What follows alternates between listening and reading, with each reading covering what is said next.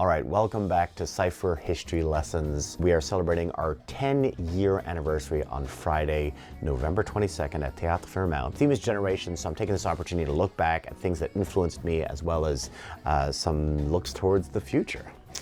So the topic of this history lesson is one of the groups that I used to play with before LeCypher that did improvised music, that did improvised reggae, dance hall, spoken word, Afrobeat, definitely hip hop, definitely soul, funk, disco, even indie rock. There was at least one very memorable night where we did an indie rock tune, and that group is Kalmunity.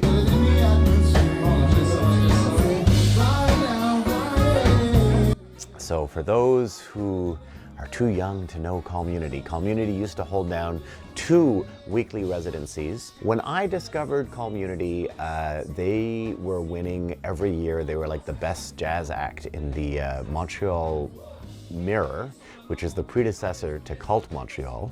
And I remember seeing this and being like, okay, what is this Kalmunity thing? Why does it keep winning like best jazz act? What is this thing? So eventually I sought it out. And I started going to Liaisons on Sundays. Kalmunity Jazz Project was performing on Sundays. And I remember disbelieving that it was improvised music. I was like, how can this be? This is way too good.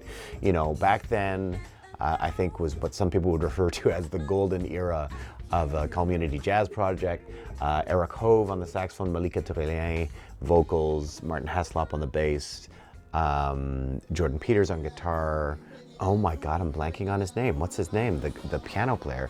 Oh, Parker Spur on piano, and of course, fearless leader Jason on the drums. And I would see this, and I brought a number of dates to Liaisons. It was a great date spot, and it was just great music. It was really, really great music, and like I said, I couldn't really believe that it was improvised. One day, I heard that they were going to give a workshop.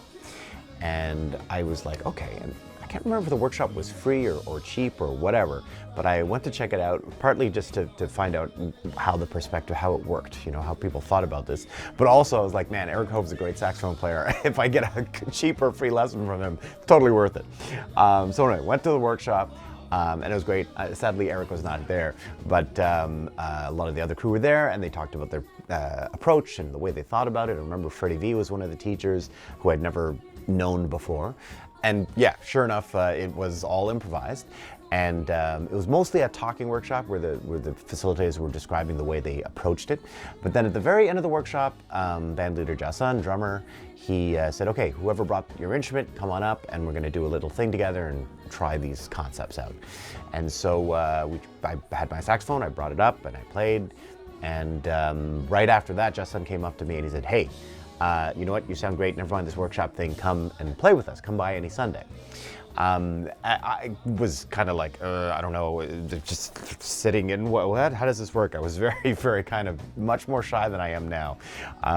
Eventually I think I went maybe once or twice and kind of sat in a little bit, and of course, you know, playing alongside a guy like Eric Hove, I'm like, Jesus Christ, what the hell am I gonna add? But I found my own kind of approach, my own kind of way about it. And eventually Jason called me for a couple of times when Eric was out of town and they needed a sub, and I started subbing in on the Sundays. And I knew that there was also the Tuesdays, and back then the Tuesdays were happening at Sablo Cafe. So Sunday was Kalmunity Jazz Project at Liaisons, and Tuesdays was Kalmunity Vibe Collective or Kalmunity Live Organic Improv or something like that on Tuesdays. And unfortunately, like I said, never got to see it at Sablo because for me that was too far. It was up on Saint-Zotique. I'm like, oh my God, I can't make it all the way up there. But I've heard amazing stories about those kind of early days of Kalmunity. Eventually, Kalmunity grew too big for Sablo and moved out to another venue called Le Consulat,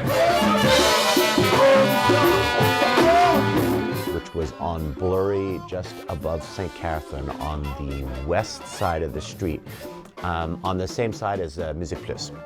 And for those who don't know, I used to work in computers, and the first job I ever worked at was right across the street on Blurry from there, right above Sona, for those who remember Sona.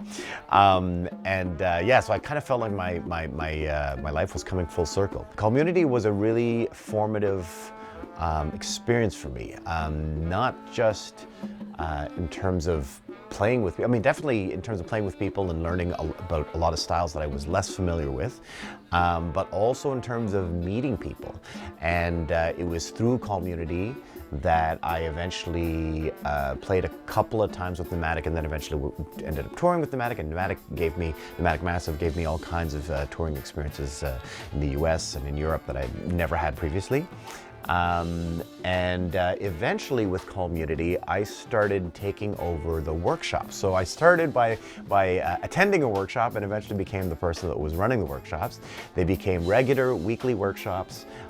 We saw a lot of different people coming through there. I have so many stories about the workshops. Maybe I'll do a separate video about the workshops one day. Yeah, a lot of different artists came through there, and it also started to get me thinking about, first of all, formalizing the way we approached improvising these styles of music, how we think about structure and all this kind of thing, but then also running into, like when the students would run into problems, it's the same kinds of problems that we would run into. Sometimes we did have solutions, but sometimes we did not. And so it started to get me thinking about how do we, what are some strategies that we could use to get out of these problem areas?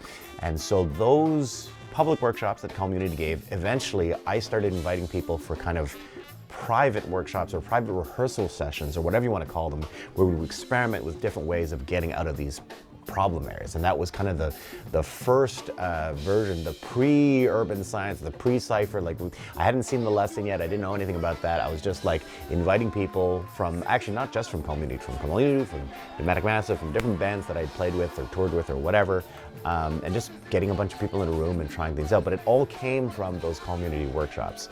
So yeah, anyway, Kalmunity is one of the groups that came before.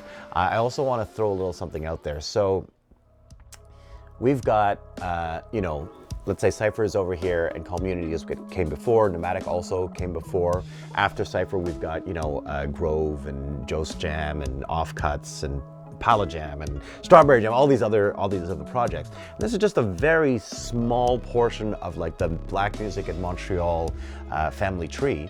And I would love to know more about that family tree, in particular going backwards. So I know that before Kalmunity, there was Orson Clark and Aliens, but I never got to see them perform, and I also would like to know who came before them.